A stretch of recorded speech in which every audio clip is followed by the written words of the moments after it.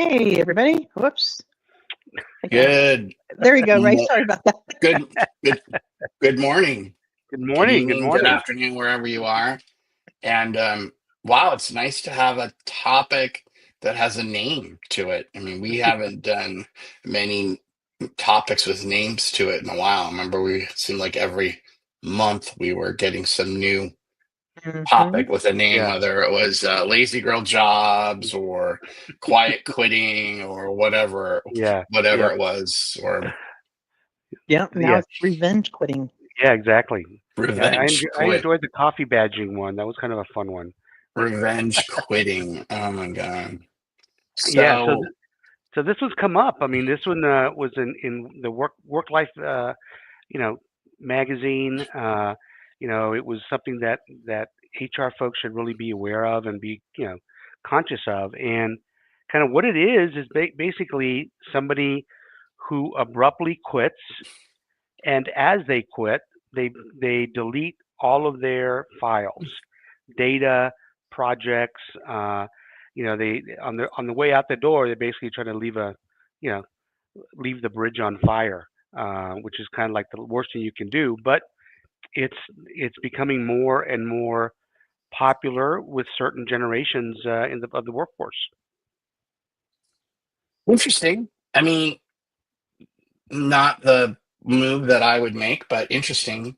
Yep. As we were talking earlier, most companies that I've worked for had backups on your system so that there was a company backup that was backing up everything, and it was it was accessible to the organization after you left. Now I guess this is problematic if you're a smaller company and you're not backing up people's work, for Hmm. sure. Yep. um Yeah, and I think that's where it's starting to happen more and more.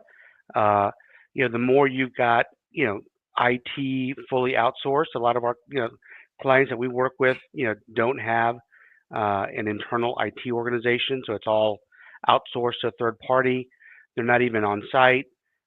So I think this is one of those areas where if you're an HR leader, if you're a leader, period, um, and you're starting to see this as a trend, to make sure that you've got the right kind of protections in place for the organization. Because um, if somebody's working on a important project, and it's not backed up, and then all of a sudden you know all the work is deleted on as somebody leaves, uh, you're kind of left holding the bag, with which is a huge problem. And especially now with smaller organizations, you don't have that redundancy of multiple people. um, so I think this is definitely one of those areas of concern. is a really good employee who got another job, Mm. they're not going to be the ones that are going to do this. I mean, they're Hmm. going to have another, I mean, at least in my mind, they're going to have another job, they're going to leave and go to it. It seems like this would be something that the less less motivated Hmm. or less highly rated employee would do, and say, I'm leaving and taking, and you can't have my work. Hmm. So are we seeing actually that good employees are going to another job but actually do this? That seems really odd to me. Yeah, I mean, I think you're right. I think if somebody's a good performer, a good employee, you don't have a whole lot of any issues at all with them, and they move jobs, you're not going to see that. I think where if you're dealing with a performance problem, if you're dealing with somebody who, uh, is upset for whatever reason, they didn't get their PTO approved, you know, they're they're not, they're missing deadlines, and they're getting, you know, extra attention from their manager. Those are the types of individuals that probably are more prone to some of this. Uh, and some of it could just be, corporate, corporate decisions that are made. Somebody has been happily, working from home, and all of a sudden now they got to be in the office 4 days a week, and they got to, they went from a 2 minute commute from their bed to their desktop to now a hour and a half commute, and so I think those are the things that can happen, that can cause somebody to go sideways. We did get a comment. this individual said, Jason, is this really an HR issue? I'd assert this is a leadership issue, which that's what a lot of this is talking about is, Hmm. leadership having a pulse on what's going on on their team. Is there is it a toxic environment or issues being addressed, being resolved, being heard?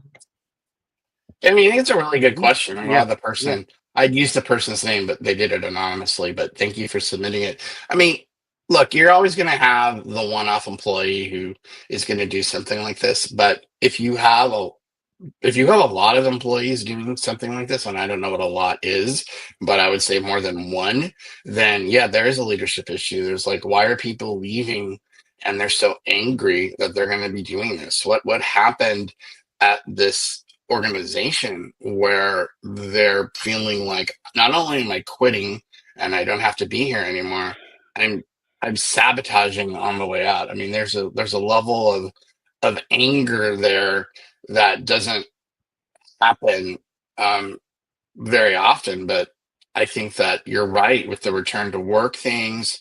I think potentially with maybe people that they were feeling trapped in the job and they finally get a new job. Yeah, I mean it's definitely a leadership issue about what's going on in your organization that people are being angry like that. And and I think that like an example of this would be um, for instance, Michael Dell's comments yesterday, which I thought were Hmm. so stupid. I guess I'm never Hmm. working at Dell, but Dell's like, well, I want everybody back in, and we can't have email be the substitute for in-person communication. And I'm like, oh my gosh, he's so out of touch if he really thinks that people are going back into the office of Dell and they're really walking down the hall talking to each other, communicating. No, they're all emailing. It doesn't matter if they're emailing at their desk at home or they're emailing within the organization, building a Dell. It just was so out of touch. Those are the kinds of things that if you're an employee, you see that you get angry. And that's just that is right. That's a leadership issue. Like we Hmm. haven't communicated return to work well. We have some outmoded philosophy of what Hmm. we're thinking it should be, and it's upsetting to the younger employees. So yeah, I agree. It is definitely a leadership issue. Now, actually, it becomes an HR issue when HR is like, "Hey, when people say, hey, HR, you got to stop this and see what's happening, and you got to work on Hmm. it." So yeah, that's a really Hmm. Yeah. good Yeah. question. Oh, and training Yeah. leaders to keep an eye out and the pulse on things, and because ignoring issues is an action. Hmm. It's and that's where I think these kind of things can get really bad is if a leader doesn't know how to handle it, doesn't know how to identify it, or just chooses to ignore it, hoping it'll go away, and then it blows up in their face. Yeah. Well, Good point. it's like I'm gonna use a really strange analogy, but if you've ever seen the show Bar Rescue, in Bar Rescue, they always go in there, and then Taffer analyzes how much their liquor they're pouring, and they're like, you poured $20,000 worth of liquor and you charge $2,000 for it. So Hmm. you are out $18,000 because management wasn't paying attention to the pours, the size of the pours, all those things. Hmm. So the analogy that I'm making is if you're in management, you've got to know where's people's work. Is it on a shared drive? If it's work that's critical to your project, do you have it? Do you have access to it? You know, how many times in my career has there been a manager that somebody quit and they're like, oh, okay, where's all your stuff, what are you doing? And the person's like, I don't know, I'm out the door, I left. And like, oh, we don't have access to their things, what are we going to do, where are we going to find it? So once again, management has to be proactive about if this person has important work, you've got to make sure you know where it is, and you've made the time to make sure that you have it. Just like, hey, don't overpour, and Hmm. management's got to be responsible. Yeah, that's a big one. And I think the other, like you said, I mean, if folks are, storing their work on their laptop and not on a shared drive, that's a huge, red flag. Uh, especially if it's project work or development work. I think that's something that leaders have to get a focus on. I think the other thing too is just you better, ask the questions. If you're in a leadership role, talk to your IT department. Are we backing up? If this were to happen, can we get access to the information? And so that's one thing to focus on. And then the other thing to focus on too is, if you've got, if you're not spending time with your employees, one-on-ones, working with them on their development, things like that, then you'll never get a sense of, if somebody, is at risk of doing something like this to you. And like you said, Jason, we've all lost people. All of a sudden, well, where's this? Where's that? And now we got to do an IT dive into somebody's laptop that could take weeks to pull files, and which is Oh Mhm. yeah, yeah, that's painful. oh yeah, it's very painful, and it's just terrible waste of time. I thought that we were going to have that problem when Heather decided to potentially move to Manhattan last week. Negatory, and I mean, I Yep. would get a lot of walking in, that's for sure. Yeah, get your steps in for sure. You, Just you, you, good yeah, sailing. Yeah. yeah, you definitely enjoyed your trip, but good. And we're glad to have you back and that you didn't Yay! revenge quit on us and move to Yeah, Manhattan. exactly. I could have still worked from Manhattan. I just would have been like, I need a pay increase to afford to Yeah. live here. Yeah, you'd be living in a dumpster in Manhattan, but you could move there. I was going to upgrade from there and say maybe a cardboard box. Yeah. Yeah. Hey, Yeah. Those are called micro suites yeah. in Manhattan. But Use but pieces no, of definitely. I mean, cardboard boxes together. this is one of those trends that it's out there that it's starting to pick up a bit. So I think from a leadership perspective, you got to be aware of it, and and be sensitive to you know avoiding this happening to you as a leader. The worst thing you want to do Yes. is have to go to your executive and go, well, we're going to be a little delayed on that project because you know Joe quit and he deleted all of his work. That's not a good discussion to have. Yeah, I wouldn't want to have that. Just like even a different version of this is, when the person quits, the manager says, "Well, I don't know what they're working on. Let me look at their email." And then you have the email box set up so that you can go in and look at what's coming in. Hmm. And then the manager's like, "Oh my god, I never knew they were doing this. Oh my god, I never knew this was happening. Oh my god." So it's a little bit of that too, where be engaged, know what your team's working on, Hmm. know that somebody leaves, potentially, what's the critical work they have? Are they a critical point of failure if they're out of there? Just don't take things for granted. We go through our work life and our lives sometimes, and we just have blinders on, and we don't think about Mhm. things outside of that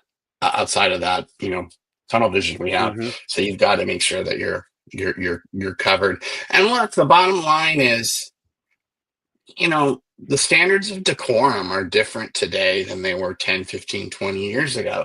And 10, 15, 20 years ago, we would never have a discussion about people deleting their work because they were upset and leaving. Hmm. And nowadays, you just can't take anything for granted because people look at things differently. So Hmm. the world is, world's always changing. It's not good or bad. It's just the Yeah. way that it is. Yep. And I think we got a really good topic, for one of our next ones is just around, office etiquette. Folks, folks have been, working from home for the last, 3, 4 years. Now they got to be in the office, 3, 4 days a week. Uh, some of those office etiquette you know, and what we used to love, which was the dress code policy, are coming back in vogue. So So yeah, we have to have a discussion about that.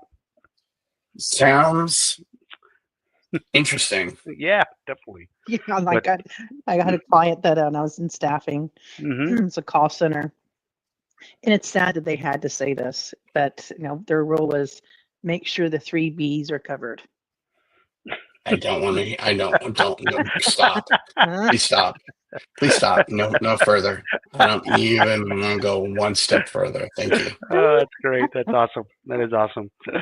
Uh, On you never, that note, well, we look forward to talking to you next week and have some additional fun things to cover.